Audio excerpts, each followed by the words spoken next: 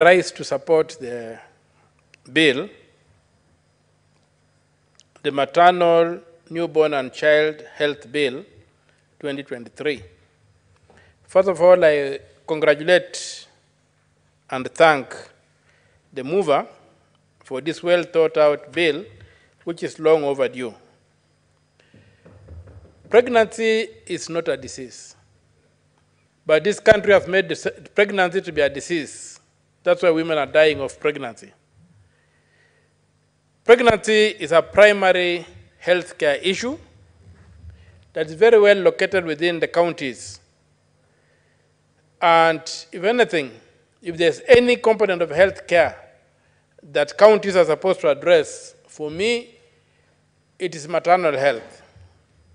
The child, maternal health, and all the things that are associated with it to ensure that women don't die, children don't die, women don't fall sick, and women have the care they require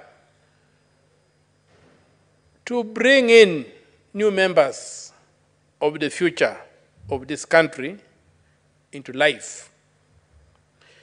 For without mothers, we have no society. But I've seen healthcare facilities across this country, and especially in Busia County, are terrible. There's one hospital that has been declared virtually by residents to be a death trap. It's Kocholia Hospital in Busia.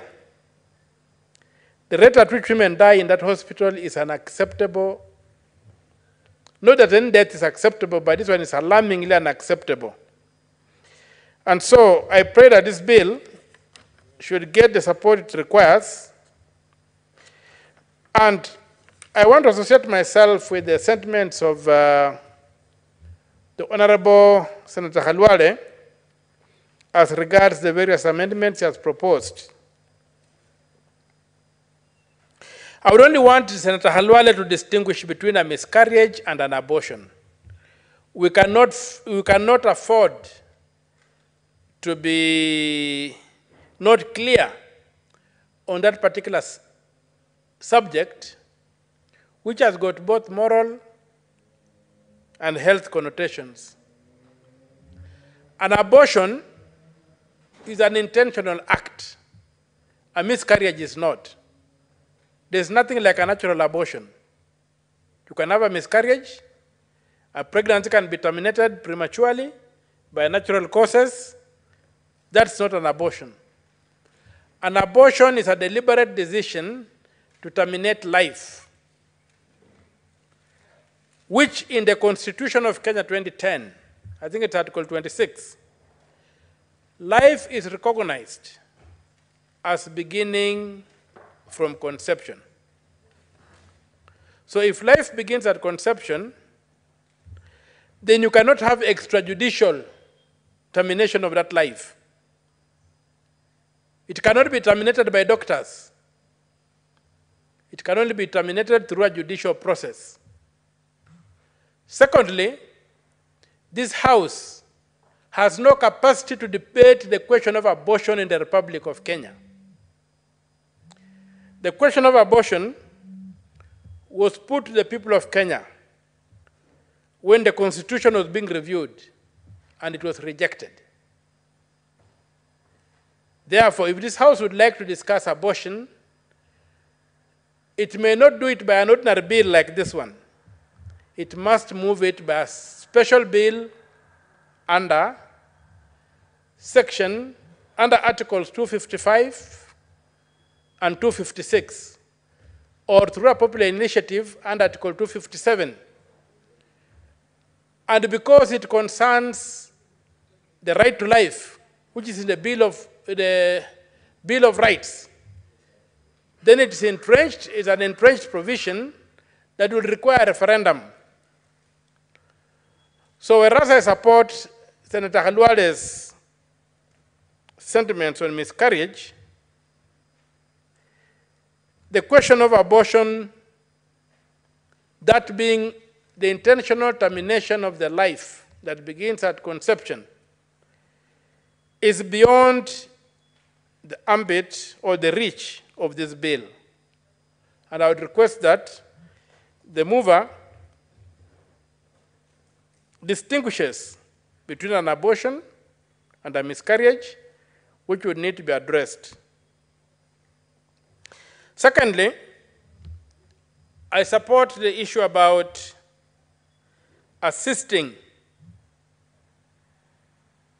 women who are unable to get pregnant to be able to do so. Because, as you know, the failure to beget children, especially in our society, is a very, very heavy burden. A burden that sometimes destroys people. And maybe that particular service, where it is certified that somebody needs medical intervention to conceive, should be carried by the state. Because the ultimate beneficiary is the state. It's the one which benefits from the citizens who come into this world. I would also add the move of this bill to consider matters of nutrition.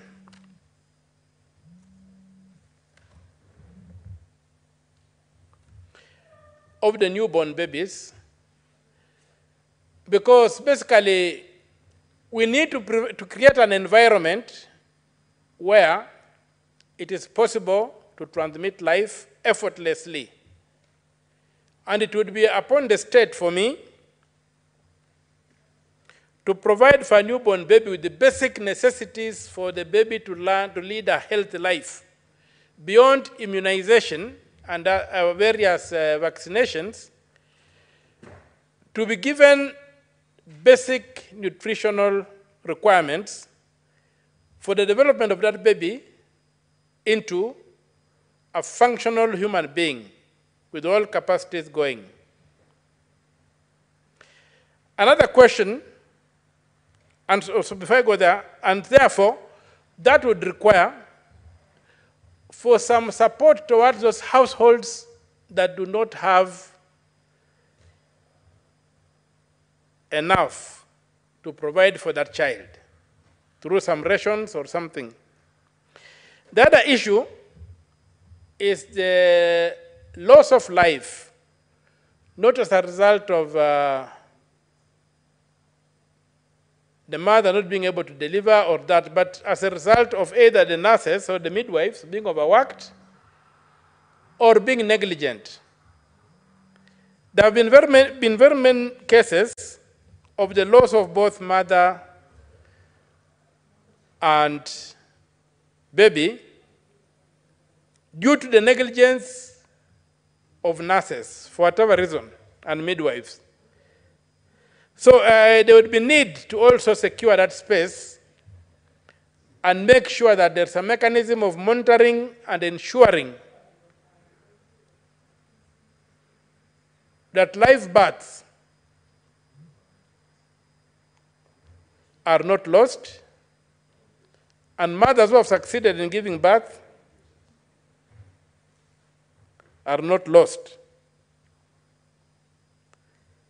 We have the question of children being born, and because of lack of attention, being unable to develop, I don't know the medical word for it, but we have children who become autistic, who suffer cerebral palsy as a result of the mismanagement at delivery. Those cases need to be documented, and any time we have a child with cerebral palsy, there should be a follow-up to establish what happened at delivery. Was it as a result of negligence, or was it an act of God? Because these cases are becoming just too many, and maybe need to be addressed through some form of legislation or regulation. Mr. Speaker, sir, as I support this bill, I would also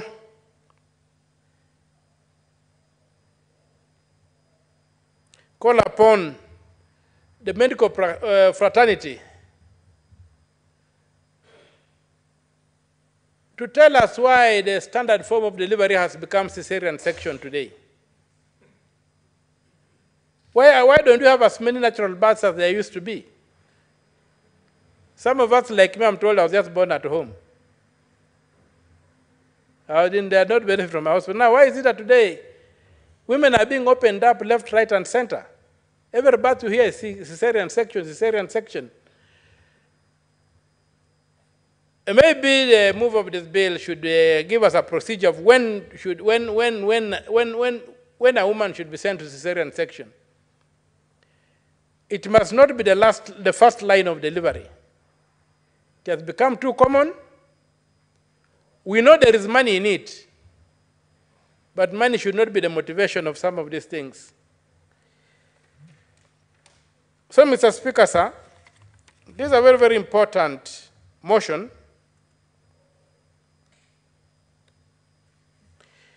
That needs to be given all the support we can. As for county governments, they've got this huge burden, but as we know, in fact, even before devolution came, pregnancies and matters of maternity, unless a complication arose, was not a matter of clinical medicine. Therefore, it was remanded to the local authorities. It was handled by the county councils and local authorities. Even Pumwani Hospital, as big as it is, did not belong to the national government. It belonged to the county council of Nairobi, or was it Nairobi County Council? I don't know what the correct name was. And so now that these functions have properly been devolved, I would like to see the money that's supposed to run healthcare leaving Nairobi and going to the counties. We cannot be in a situation whereby the services are delivered by county governments, but the money remains in the Ministry of Health to do whatever we don't know. We don't see any functions by the Ministry of Health that could justify the retaining of huge sums of money. Some put it at about 80% of the budget for health, remaining with the Ministry of Health. We would like to see these funds devolved so that this bill can become a reality. Otherwise, without money, this bill cannot become a reality. And from where some of us come, in terms of school of thought, a government has only one policy document. Everything else is poetry. And that policy document is called the budget. If it is not in the budget, it's nowhere in the policies of a government. It's all poetry for entertainment. So we would pray that we see the policy of the national government reflect the concerns of the people of Kenya by releasing the health function, all the resources in the health function, because it's devolved, down to the counties, and allowing the national government to play a very, very minimal role in terms of policy. But implementation money should go to the ground. Otherwise, we labor in vain as we pass this bill. But this should not be a labor in vain. This should be a labor for the purpose of securing the future of this country. And I will urge the national government to look itself in the face and realize that the health function is with the county governments, and money should be released to go to the county governments where it is required to provide health services, including maternal health. And we talk of the health of a child. The health of a child is critical because we are talking of the maternal, newborn, and child health. When you look at child health, it's extremely critical that children are nurtured with enough food and resources so that their brains can develop. And since a child covers even a person that is in primary school, this would also require to see that we ensure that children are well fed, at least during the primary school phase, at least one meal during school time, to ensure that the children have a proper health, because the basic ingredient of good health is good food. And we realize that in many cases, many societies, many communities and many households have a challenge providing adequate food to their children, and so you get children malnourished. And when children are malnourished, then their health is not something to talk about.